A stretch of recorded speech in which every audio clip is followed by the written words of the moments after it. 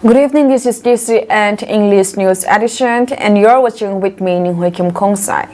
First, the headlines. LAPC and COTU condemns kidnap of an individual within security area. Asks normal passage of diligence to the route.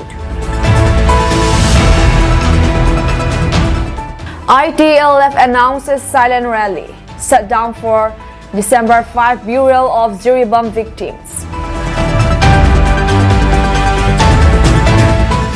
Gangpukpi to Cherchampur Road through Lei Makhung to reopen on December 2.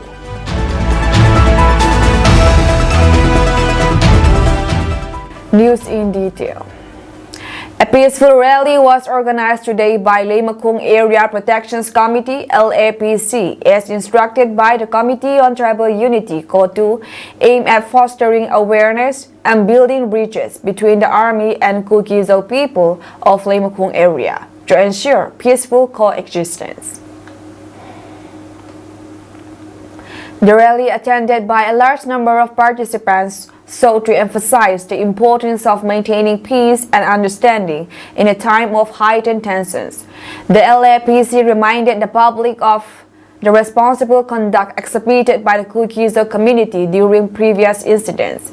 Notably, the committee refrained from protesting the brutal act of pulling down the persons in front of the army near Harautel on 4 May 2023, choosing instead to show respect for the armed forces. Similarly, 2 Meitei individuals got near the ex-servicemen colony in 2023 were handed over to army without incident. However, the rally focus also addressed several concerns. The LAPC and COTU condemned the abductions of persons from within an army camp on 25 November 2024, calling the incident unfortunate.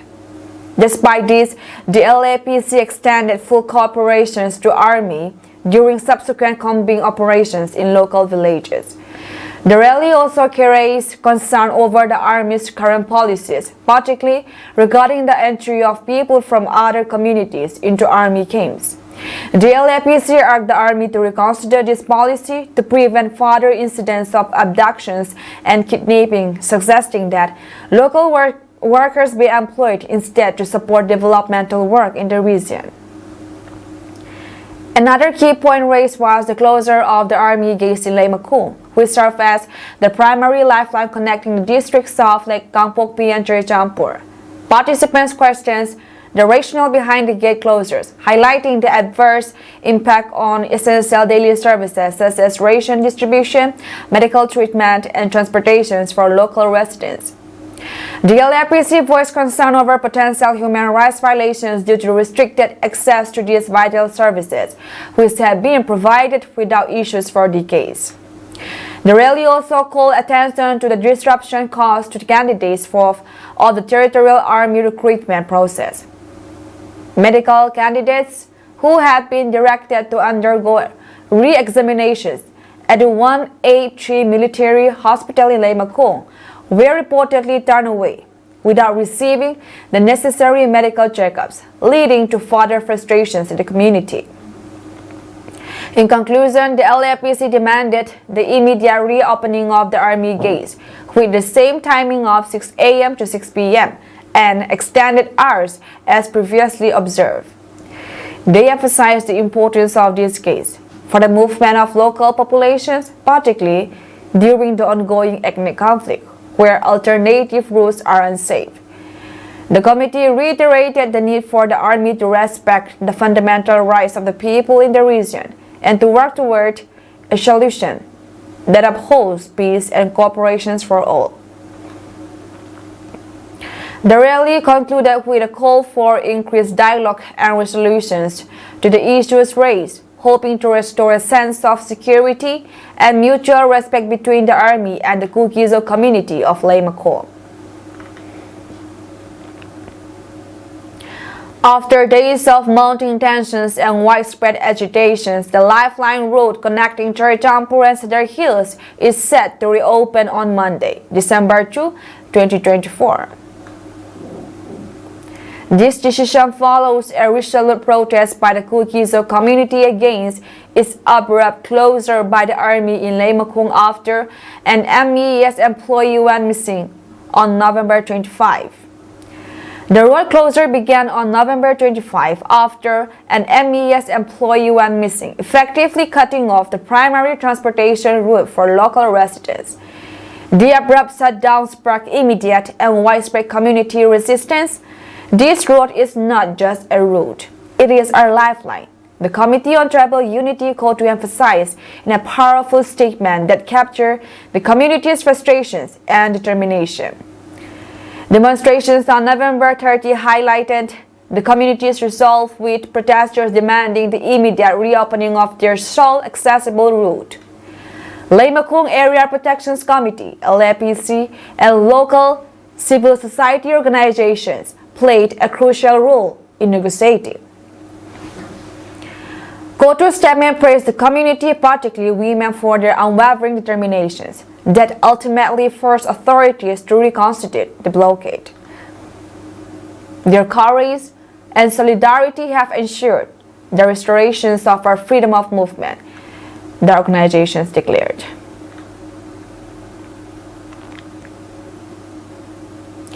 Mera Paibis from various parts of Manipur have urged the authorities not to erase Arambay Tingle leader Kurangamba Kuman by leveling various charges. Protests were held in several places in Manipur against the FIR filed against him, and condemnation was expressed through a press conference. At a joint press conference by various Mera Paibis groups under Haengang constituencies in Imphal East District, it was stated that Mayday Village volunteers are neither insurgents nor terrorists. Further, they urged the government not to erase Kurangamba Kuman by leveling different charges against him.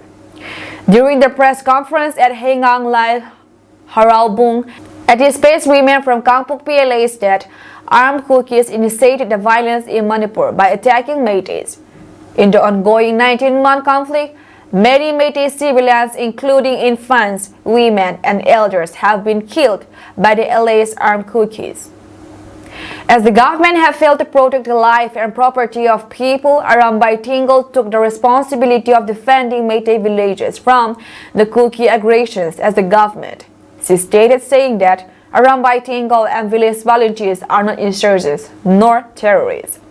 Therefore, the charges by the NIA against him are deemed unacceptable, and the government should withdraw its action. A representative stated that as the government failed to protect the lives and property of the people, Arambay Tingle took on the responsibility of defending Meitei villages from Kuki aggressions. Arambay Tingle and village volunteers are not insurgents or terrorists. It is noteworthy that the National Investigations Agency (NIA) is investigating 2 cases of attacks on police and arms looted in the conflict-ridden state of Manipur, allegedly involving Kurangamba Kuman. In response to concerns over the prevailing law and order situations in the state, the Manipur government has extended the suspensions of mobile internet and data services, including VSATs and VPNs, across 9 districts. The suspensions initially ordered on November 23, 2024 has been prolonged to mitigate the potential misuse of social media for disseminating hate speech, inflammatory images, and videos that could incite public unrest. The affected districts include Imphal West, Imphal East, Bisnupur, Thoubal, Kakching, Kangpokpi, Churachandpur, Ziribam, and Persol. The temporary ban, which was earlier set to expire at 5:15 p.m. on December 1, 2024, has now been extended until 5:15 p.m. on December 3, 2024.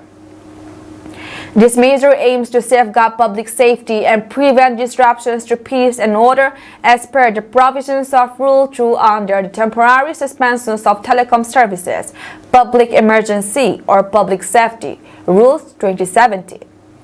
Exceptions from the suspensions may be granted on a case-by-case basis as determined by the state government.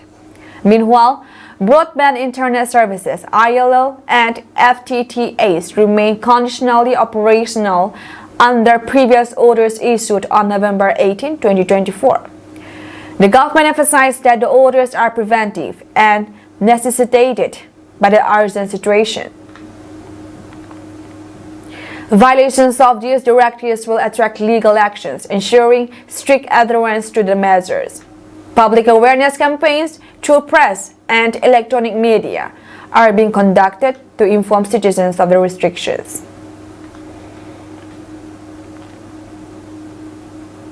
The Indigenous Tribal Leaders Forum (ITLF) held an emergency meeting on Saturday last to discuss the tragic deaths of the martyrs killed in Ziribam recently. The meeting resulted in several key resolutions to honor the fallen and ensure that proper procedures are followed. Post-mortem reports reviewed. Forensic and legal experts reviewed the post-mortem reports and confirmed that they were satisfactory.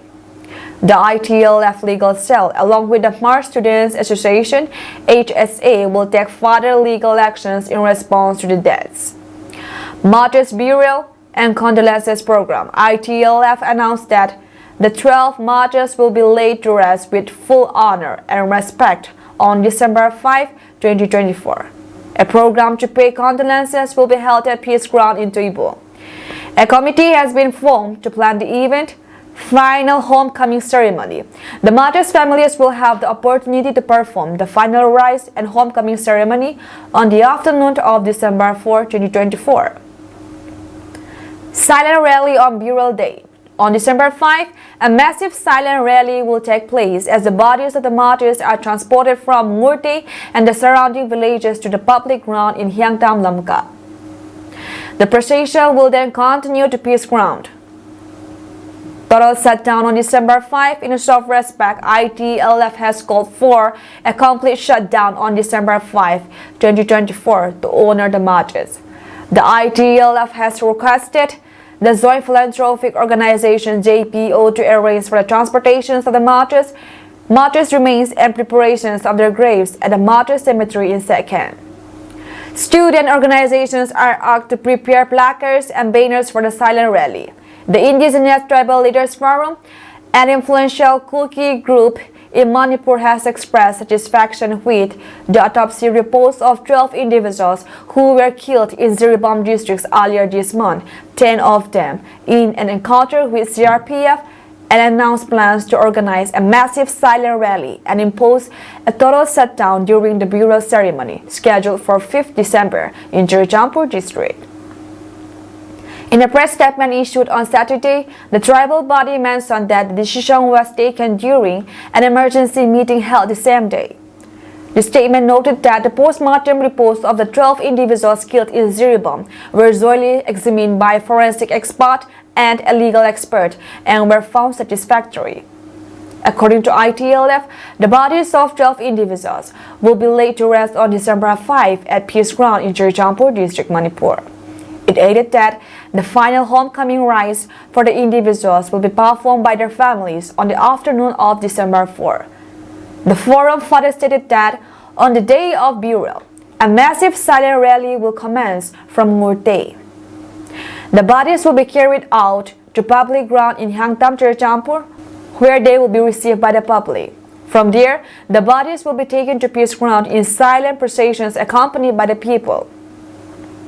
ITLF has requested the Joint Philanthropic Organization JPO to arrange transportations for the remains wherever necessary and to prepare graves at the Sekhen Cemetery. Students' organizations have been asked to prepare placards and banners for the rally. The ITLF expressed deep gratitude to JPO and HSA for their selfless efforts in ensuring the dignified transfer of the martyrs' remains, acknowledging their dedications and compassion.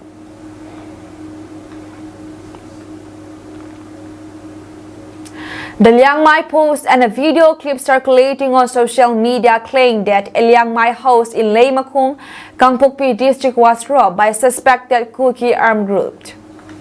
However, the Liangmay Affairs Promotions Committee, LAPC, has denied these allegations, calling them false and malicious. According to LAPC, the house in question is actually guarded by Indian Army and the respective house owners. The LAPC questioned why the house owner did not file a first information report at the nearby police stations instead of making accusations against the Kuki people on social media. The LAPC also pointed out that the house owner had left his house unguarded and was now blaming the Kuki group for the safety and security of his house. The LAPC argued that the house owner should take responsibility for his own losses instead of making baseless accusations. Furthermore, the LAPC emphasized that the Leimakung area is a multi-ethnic settlement and it is unfair to blame only the Kukis for any incident that occur. The LAPC demanded proof of the allegations and questions why the house owner was making provocative statements. Finally, the LAPC stated that the safety and security of any house is not the responsibility of Kuki groups and they should not be blamed without concrete proof. The LAPC warned that if an apology is not tendered, legal actions will be taken against the house owner or accuser.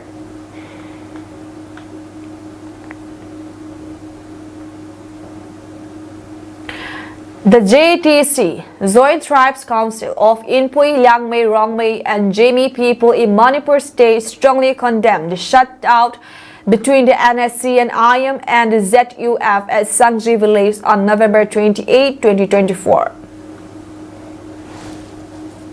This incident is a blatant disregard for the appeals and the mass rallies organized by the public, villagers, and organizations calling for peace and an end to violence, the JTC said today in a statement.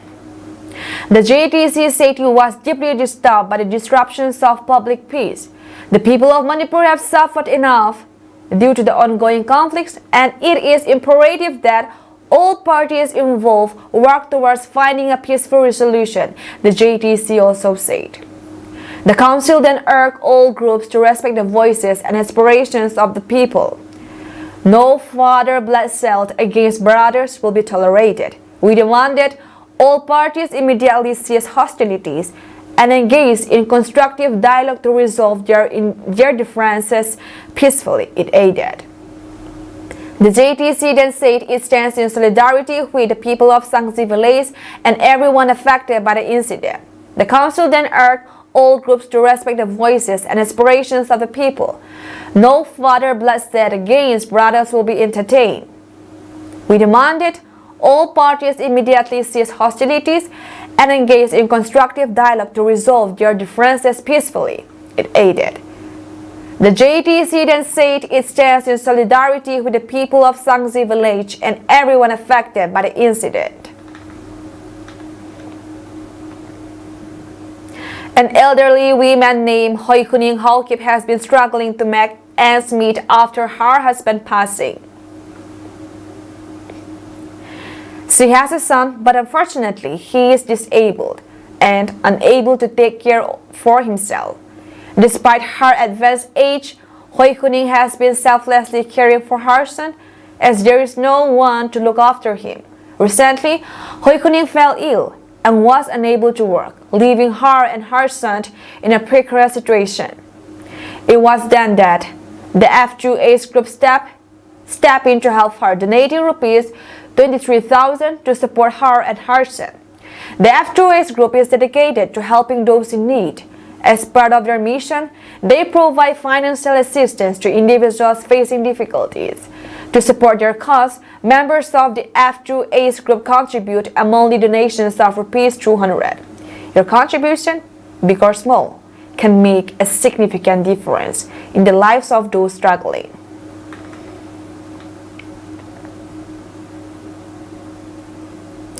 Tripura's royal seant and founder of the TIPRA Mota Party, Pratyot Bikram Manikia Burma has urged citizens of Manipur to break the cycle of violence and seek collaborative solutions to the ongoing ethnic tensions.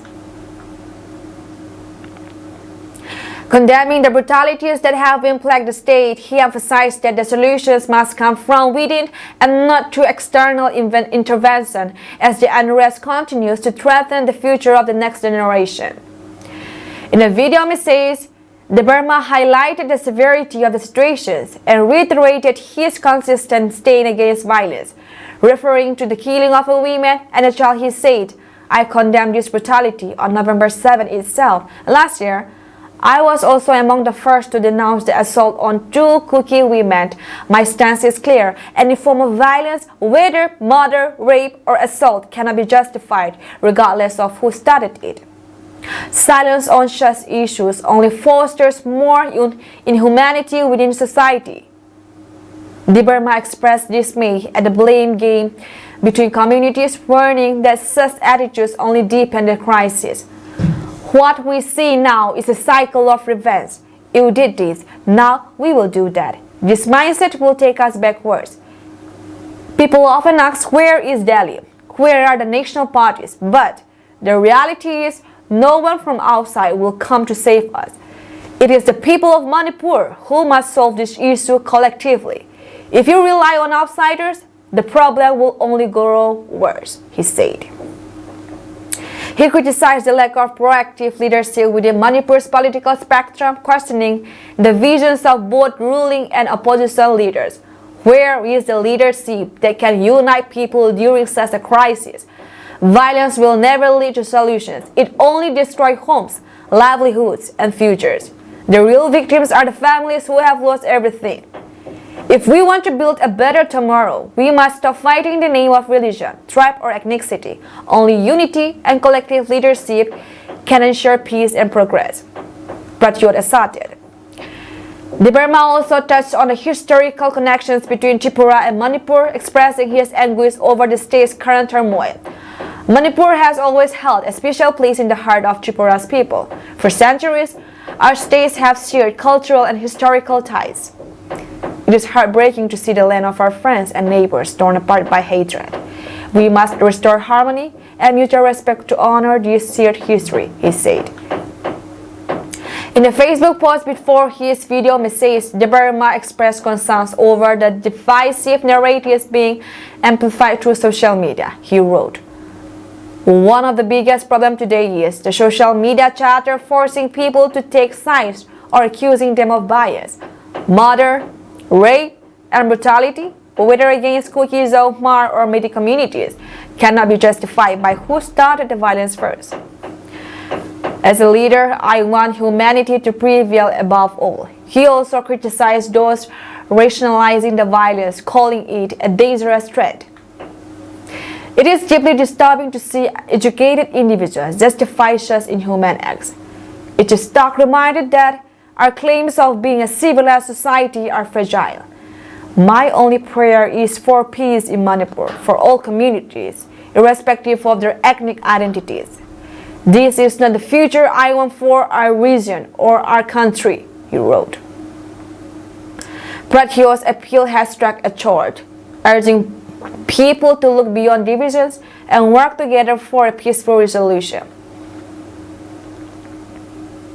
His call for unity and collective action comes at a time when Manipur faces one of its worst crises, with the hopes of many resting on the region's leaders to chart a path toward reconciliation.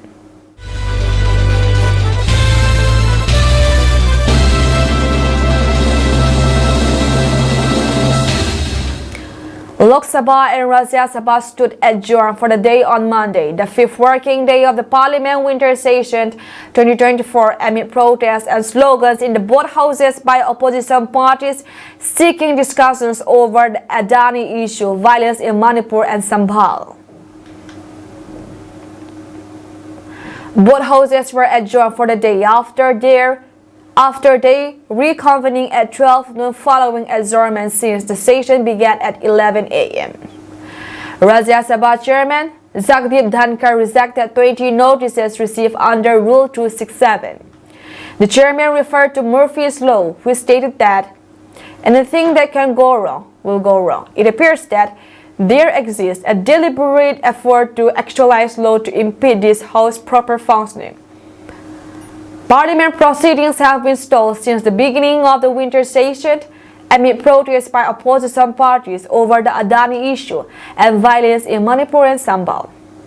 On the early adjournments of Parliament in the last few days, Congress MP Gaurav Gogoi said that they have met the Speaker and their only demand is that he takes action to run the House smoothly.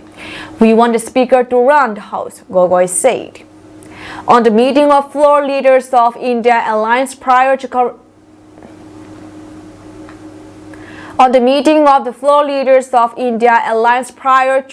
commencement of House proceedings, JMM leader Mahal Masjid said that there are several issues like Manipur issue and there is Adani issue which are very important. There are several issues like Manipur issue. There is Adani issue which is very important. There should be discussion in Parliament on it. So these things were discussed in the meeting. It seems like the party in the House wants the Houses to be adjourned, Masjid said. Opposition members have been continuously pushing to have a discussions on the floor on the Adani issue, Sambal violence, and the Manipur situations, raising slogans in the Parliament. The first sessions of the winter Parliament commenced on November 25, with both houses getting adjourned fairly early due to disruptions. The winter sessions will go on till December 20.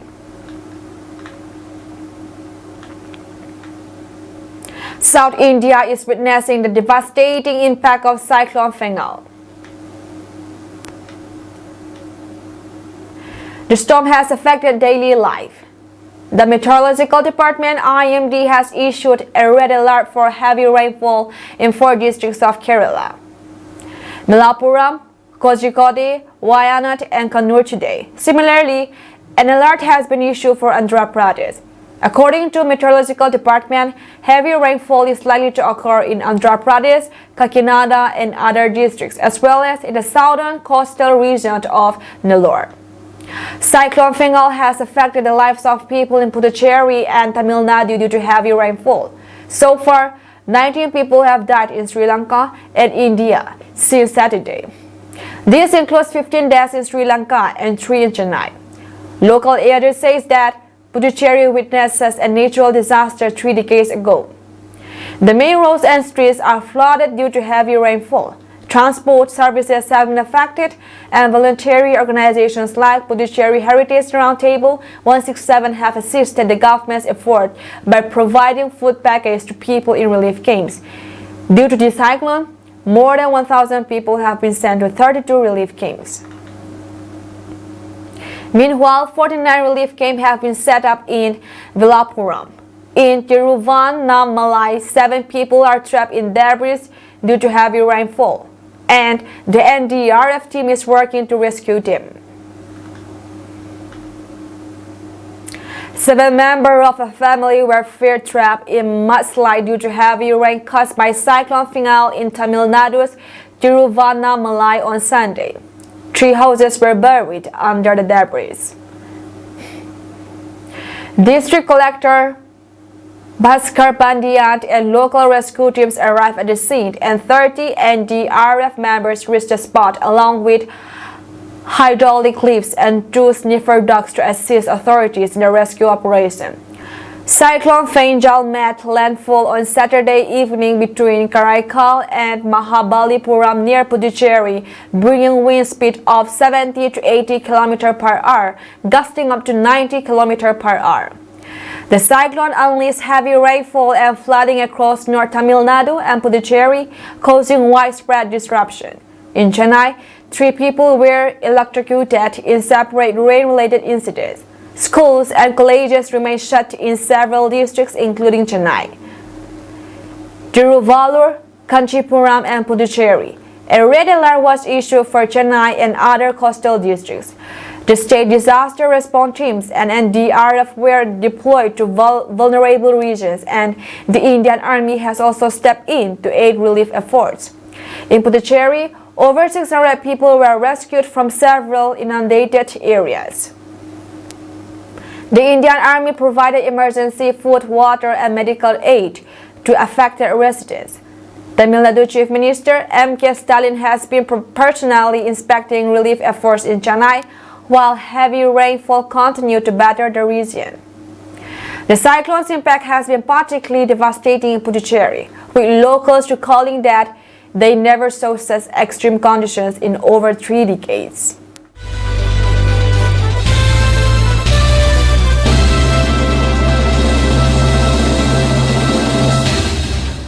After a major attack led by the Islamist group Hayat Tahrir al-Sham in the Syrian city of Aleppo, Russia's defense ministry said its air force carried out strikes in support of President Bashar al-Assad and the Syrian army, according to Russian news agencies. The attack was the fiercest rebel attack in Syria in years after a civil war forced the front lines to remain frozen since 2020, becoming the biggest challenge for the army as well as President Assad. However, the army has prepared a counter-strike with air strikes targeting rebel gatherings and convoys patrolling the city. The Russian Center for Reconciliation of the opposing parties in Syria said the army supported by the Russian Air Force launched missile strikes on gathering areas, controls, and positions of the insurgents, killing more than 300 rebel soldiers, TASS news agency reported. The rebels also took control of Aleppo airport, according to statement by their operations. 2 rebel sources also told Reuters that the insurgents had captured the city of Marat al-Numad in Idlib province, bringing all of that area under their control. Notably, Assad is a close ally of Russia, while the rebelling Hayat Tahrir al-Sham, once known as the Nusra Front, is designated a terrorist group by the United States, Russia, Turkey, and other states. The Islamist group penetrated the heart of the Aleppo city earlier this week in a surprise attack, causing the ongoing chaos. The rebel offensive began on Wednesday, becoming the first major attack in years between the Syrian opposition and the regime of President Bashar al-Assad, who has ruled the war-torn country since 2000. Assad is currently in Russia, where he is visiting his ailing wife. The insurgents seized several towns and villages along the way, blew up vehicles, and clashed with government forces. Some people were killed after projectiles from insurgents struck several facilities, including Aleppo's university. Aleppo had been a critical battleground in Syrian civil war and is located about 350 km north. South Syria's largest city, Aleppo, had been firmly held by the government since a 2016 victory, when Russia-backed Syrian forces entered and lay waste to rebel-held eastern areas there. Acknowledging the rebel advance, the Syrian Army Command said insurgents had entered much of Aleppo. The Syrian Military Command said militants had attacked in large numbers and from multiple directions, prompting our armed forces to carry out a redeployment operations aimed at strengthening the defense lines in order to absorb the attack, preserve the lives of civilians and soldiers.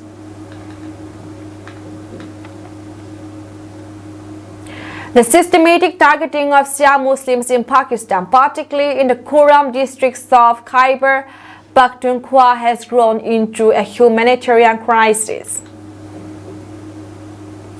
The escalating violence against the Shia community underscores a complex interplay of historical, geopolitical, and socio-political factors that demand urgent attention and resolution. The plight of Shia Muslims in Kuram, especially in Parachinar, a Shia majority town, is emblematic of the broader sectarian divide within Pakistan. Sectarian tensions in Pakistan have historical roots. The Shia-Sunni divide, which originated centuries ago, deepened in Pakistan during the 1980s, influenced by the Iranian Revolution, the Afghan Jihad, the policies under General Zia-ul-Haq. These events catalyzed the growth of extremist groups that weaponize religious identities. In Kuram, this divide has been particularly pronounced due to the region's demographics and geopolitical significance. Located near the Afghan border, Kuram has seen repeated outbreaks of violence, with Parachinar becoming a flashpoint. From 2007 to 2012, armed extremists besieged Parachinar, cutting off essential supplies like food and medicine, leading to deaths of hundreds and displacement of thousands. This siege was a precursor to the ongoing violence that continues to plague the region. Recent incidents highlight the severity of the situations. On November 21, 2024, gunmen ambushed a convoy traveling from Parachinar to Peshawar, killing 42 Shia Muslims, including women and children. Survivors recounted the attackers exiting their vehicles and opening fire on the convoy, leaving a trail of death and destruction. Within days, fresh attacks claimed the lives of 20 more individuals, further destabilizing the region. Markets were set ablaze, and gunfire echoed through the night as the residents of Parachinar grappled with fear and loss. The Pakistani government, including Prime Minister Shehbaz Sharif, condemned the attacks, vowing justice for the victims. However, such assurances have done little to quell public outrage to restore a sense of security. Protests erupted across major cities, with Shia groups declaring a 3-day mourning period to honor the victims.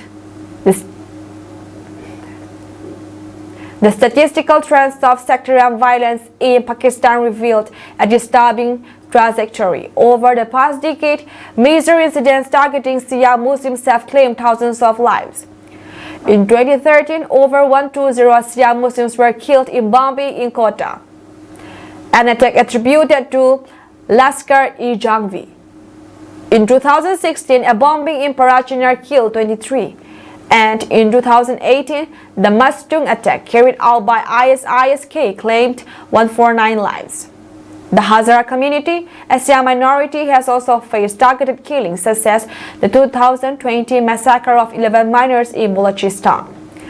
The year 2024 has already seen over 60 Shia Muslims killed in Kuram, with the violence showing no signs of abating.